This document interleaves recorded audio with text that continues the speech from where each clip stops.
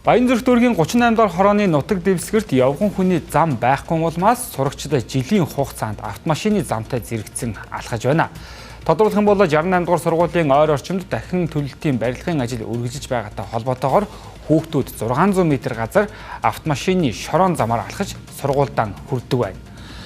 Мөн барилгын ажлын аюулгүй байдлыг бүрэн хангаагүйгээс үүдэн хүүхдүүд алхахдаа айцтай байдгаа хэлж байна.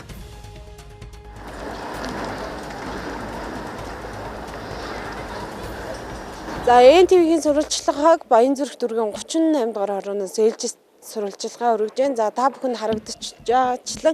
Яг энэ 500 м гаруй зайдвал огт явган хүний зам байхгүй. Үүний улмаас бол хүүхдүүд олоо иргэд машин замаар машинтайгаа зэрэгцэн алхаж байгаамаа. Яг энэ ойрхон бол энэ 68 дугаар сургууль. За энд бол шинээр баригдсан сургууль гээд хоёр сургуулийн хүүхдүүд яг зүүн талаасаа ирж байгаа хүүхдүүдийн хувьд бол яг энэ замаар зорчиж сургуульдаа хүрдэг. Нэлээд өндөрлөлтэй байдаг шүү дээ. Энэ том машинууд чинь байнга явна. Тэгээд энэ барилга дээрээс юм очих гад чагаа шинэ өдөр хэцүү шүү дээ. Одоо яг энэгээр явж байгаа бол баруун иргэн шүү дээ. Тэгэхээр шууд өдөртгөнд машин гарч ирэх юм. Тиймэрхүү асуудал зөндөө байдаг.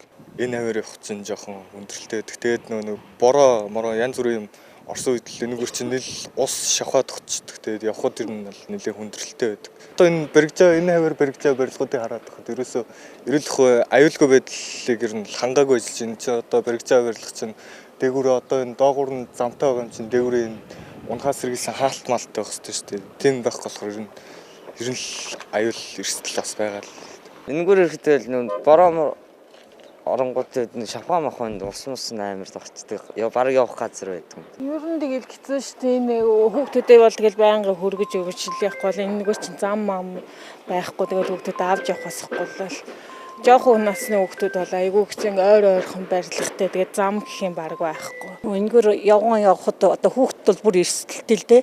Чин одоо хөгшин настай бид нар явхад ингээд хэцүү эндэгэн догонтой чулуу ихтэй, шороо ихтэй, бохирдлага айгүй ихтэй барилга барьж байгаа болохоор л тийм байдаг бахал та. Шөнийн цагаар жоохон гэрэл мэрэл байхгүй тэр нь жоохон хэцүүлтэй. Гэхдээ яг энэ байшин барилгууд нь баригдаж дуусгаад байгаа тийм болохгүй л гэж бодож байгаа шүү дээ. Харин тийм яг зам баригдчих ер нь л амар л байгаа л та ер нь. Энэгээр гардаг байсан одоо энийг чинь ингээ хаагаа хийсэн. Энэгээр чи ер нь бол машин их явдаг.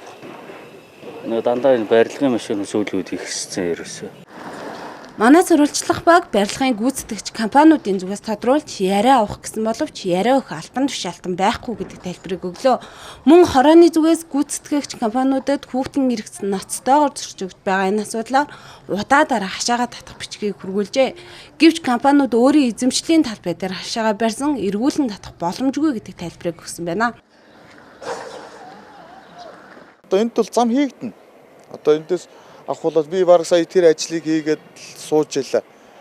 Хойтлын Cinemanex-ээс наашаа нурууцсан хэсэг шүү дээ. Энэ зам маань урагшаа яваад 307 дугаар байран дээр очиод нийлэх юм 600 м зам юм. Тэр одоо энэнийхээ зураг төсөл юмнуудыг гаргах гэдэг хөөцөлтөд байж байгаа юм. Тэгэхээр асуудал нь юунтэй нөхөр буруулж ишиг багхгүй. Эхлээд барилга байшингууд нь орчхоор дараа нь замаа хийдэг юм л жишг. Миний санаагаар бол эхлээд замаа хийчих юм бол одоо юу гэдгийг иргэд маань зорчиход аятаа тавтаа гэхээр нөгөө барилга ажил эрчимтэй явж байгаа тэр замаа нэвдэрнэ ч юм уу ийм л жишгийн ийм асуудал баг. Нуугаад байх юм байхгүй шин. Иргэдийн амьдрах орчныг сайжруулах зорилгоор нийслэлээс дахин төлөвтэй ажлыг эхлүүлсэн. Гэвч уг ажил нь хүүхдийн эрүүл аюулгүй орчинд амьдрах эрхийг ноцтойгоор зөрчиж байгаа юм. Хүүхэд бэртэж гэмцэн тохиолдолд дахин төлөвтэй ажил эхлүүлсэн албан тушаалтан гүйцэтгэгч компани зөрчил гаргасан жолоочийн хэн хариуцлага хүлээх вэ? Хүүхдийн эрхийн төлөө ажиллана гэж цаасан дээр буулгаад орхидог бас амьдрал дээр хэрэгжүүлдэг байх шаардлагатай байна.